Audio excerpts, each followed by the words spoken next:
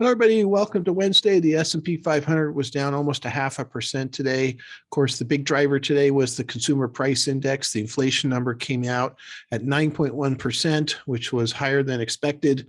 And so we saw the market drop pretty heavily in the morning, actually rallied back up some, but still ended up 0.5% down. Inflation, as a whole, when you look at it, the big drivers, of course, were food and energy. Food was up 10%, energy was up, or gas was up 11%.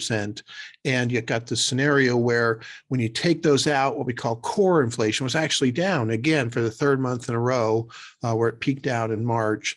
And so the fear, of course, for inflation is twofold. Number one, especially in the areas of energy, everything kind of needs energy to be produced and moved around and what have you.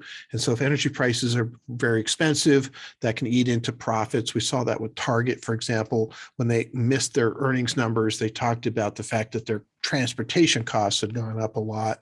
And then you and I are spending money on gas at the gas station instead of spending money on restaurants and movies and other things like that, potentially also. So it tends to eat into the economy. And the other part that, is a problem inflationary situation is that the Federal Reserve can start to really raise rates trying to fight that inflation. They can raise them so much that they might cause a recession. And we are seeing some slowing in those, overall economy.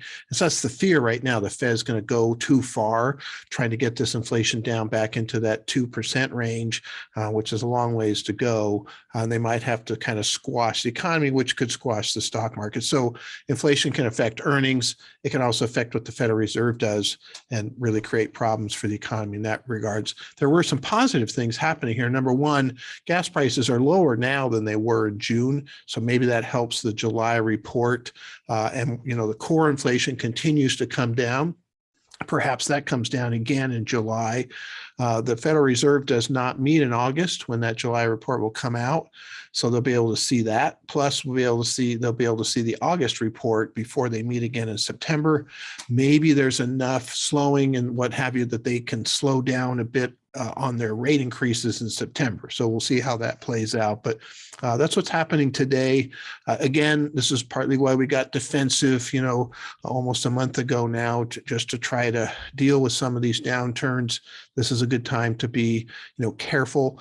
Then watch and see what's going to happen with, does inflation come back down on its own now that the Federal Reserve has done so much? Does the Federal Reserve do the right things in terms of kind of slowing down at the right times, their rhetoric and rate increases? We'll wait and see. And we'll react to that as that happens. But anyway, that's what's happening today. Look forward to talking to you tomorrow. Thank you very much.